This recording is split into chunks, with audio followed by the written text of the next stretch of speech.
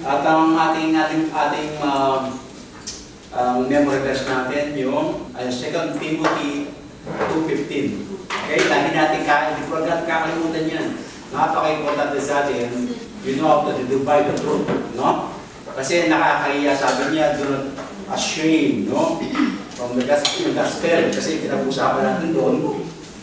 Okay, pag-ibasa namin yung 2 Timothy 2:15. Magbasa. Be diligent to present yourself approved to God, a worker who does not need to be ashamed, rightly dividing with the word of truth. Kasi diligent dyan, mag-aaral kayo, pag-aaralan niyo yung right, pag-aaralan natin yung tinatawag natin how to divide. Kasi nakakahiya kasi kung halo-halo. Kaya sumasakitan dyan ng mga tao, sumasakitan tela dahil hinahalo-halo natin yung Biblia. Kapag iyan na ay patungkol sa faith, huwag na niyang halo ng about works. Kasi magkakano yan, magkaka-divide yan, no? Divide ng Bible. Kaya kung ang dispensation kasi napaka-importante sa pagkaaral sa Biblia. Hindi pwede yung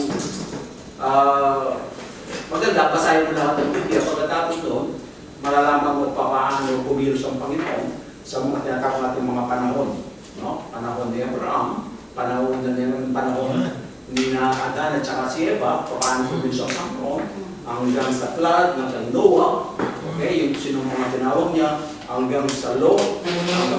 Kaya dito, makikita natin dito kung paano tayo, paano gumawa ng paraan ng Diyos upang tayo maligtas. No? At, and then, kailangan nag-umpisa yung nag-umpisa yung New Testament. Panahon ng ating Kabuhay. And Lord Jesus Christ. Yes. Hindi pa rin yun eh. Hindi pa na. Iba yung medyo Ay, pagkabuhay? nauna kasi paanggang na yung Okay. Ano kasunod? After death ng ating Panginoon. Pero nung Then, yes. kung tatanline natin kasi yung Biblia, para maintindihan natin ang line natin, no? Okay, gagawa tayo ng line. So, yung middle ng Biblia, umpisa yung, dalawa lang kasi klase ito, no? Old, new. Tsaka dito, new. Okay. Okay, dalawa lang ito, no? Hatiin natin yan, pag hinati yan, nag-umpisa yung New Testament noong sa kamatay ng ating Panginoon. Paano siya namatay? Krus. Sa krus. Yung krus, hindi lang natin ang krus dito. That's the middle. The middle of the Bible. Kung bigsa dito, okay, kung tinigan natin, no, 7 yan, no? Halimbawa, 1, 2. Dito dalawa lang dito eh. Okay. Dito. 1, 2.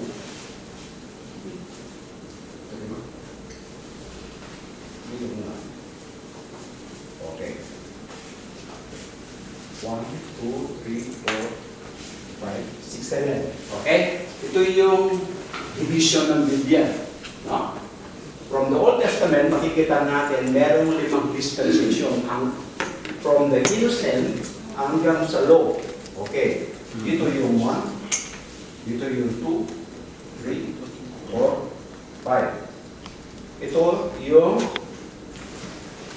panahon ng grace. They call this church age. Dito tayo magbabasa ngayon. No? Ito naman, ipatungkol sa kingdom. No?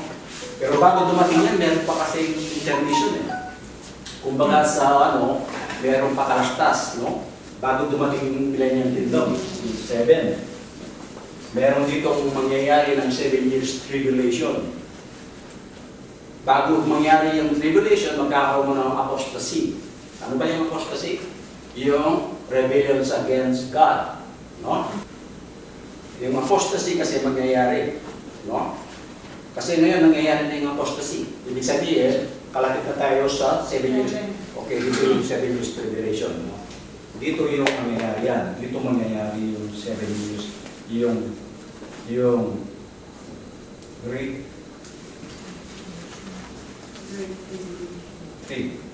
Tribulation, no? Dito mangyayari 7 years to. Tinatawag natin ng 1 week.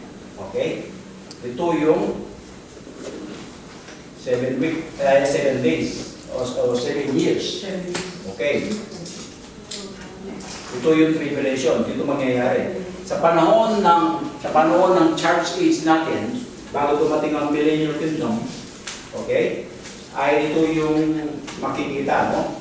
Ay magkakaroon tayo ng tinatawag natin tribulation. Yung tribulation actually hindi para sa akin, no? Yung tribulation ay para sa mga Israelite and then yung mga tao na ginagawa sa ating Panginoon. Yan ang nakatala sa Biblia, no? So ngayon, yung dito kasi eternity na ito, no? Ito yung eternity na ito, okay? At ito yung kingdom ng Panginoon, 1,000 years ito. Okay? Kaya tinatawag din ng millennial kingdom, millennial, 1,000 taon. Pero ito, bago mati yung after ng 1,000 taon, muling, kasi nakabilang muna si Satan dito. Okay? Nakabilang muna dito. At Revelation 11, nakabilang muna siya. And then, after that, ng 1,000 years, muli siyang makakalabas. Muli siyang, nagkaroon ng, tinatawag natin, yung Great War, ang nangyayari before, after na tayo pumunta sa eternity. No? At, ito yun, yan kasi, ano yun eh, pagkalala natin kasi yung tribulation, doon natin malalaman. Kasi brief lang ito, no? Ngayon, lumako tayo dito sa atin. Huwag nyo kakalimutan, yung pag-upisa yung New Testament, yung pagkamatay ng ating Panginoon. No? Okay, namatay ang ating Panginoon, ay yan yung umpisa ng church yung natin, yung New Testament. Napag-alalan sa Hebrew yan, hindi ba? The death of testator, yung testament dito, magkakabisa lamang ang testament kapag namatay na yung gumawa ng testamento.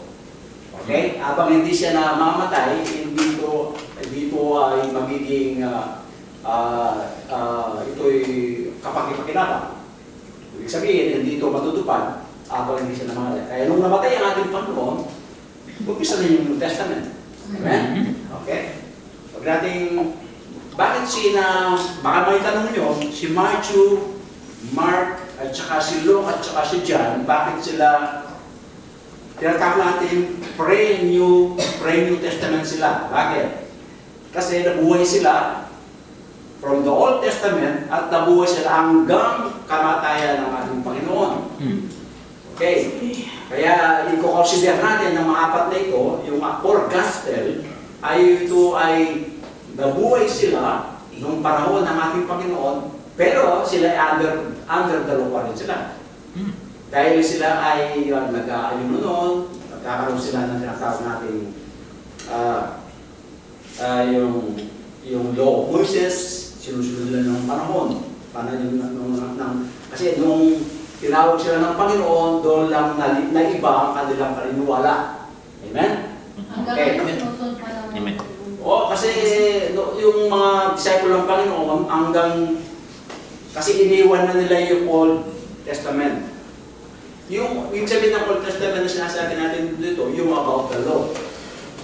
Pero yung mga ibang mga history, principle, and yung mga nakatala sa Biblia, hindi naman natin ininiwan yan. Pinapasa natin lahat yan. Nandito, no? Ephesians 3:2, ito yung sinasabi natin. Sabi ko niya, if indeed you have heard the dispensations of the grace of God. Wait, 3:2 yan, no? And which was the memory, ito yung ating memory verse natin, no? It is revealed by the grace of God, not dispensation. Ito yung pito, no? Napag-aralan natin yan, innocent, conscience, human government, promise, law, okay? Ngayon, nandito tayo sa dalawa. So, malapit na tayo. Kung susukatin natin ang timeline natin dito na tayo. Okay? Malapit na dumating ang Panginoon. Kasi dito, kung tinignan natin, marami na mga sign na sinasabi sa Matthew 24. And then, nagkaroon na naman tinatawag nating rebellion. Okay? Kakaroon na dito. Pero itong 7 years, ito'y sabi nga ng mga nag-aaral, no? Ito'y nag-start na. Hindi natin alam kung kailan yung talagang great tribulation tsaka great tribulation, din naman parehas. Alam mo ninyo yung tribulation yung para bang yung nag-iilang pang bago yung mga anak. Okay, Yes. Maghihilab na. o pagkatapos yan, sumasakit na. Pagkatapos doon, mailabas na, doon yung tinatawag natin napakahirap. No? So, nandito na tayo, malapit na tayo talagang dumating ng Panginoon, no? Dito na tayo. Kasi dito tayo sa grace and church age. Kasi pinakamahaba ito, almost 2,000 years ang pagitan nito, no? Kaya ito yung nagpura sa ating Panginoon, di ba? Kung bibilayin natin yan, kailan na ipanganak ang ating Panginoon? 0 AD.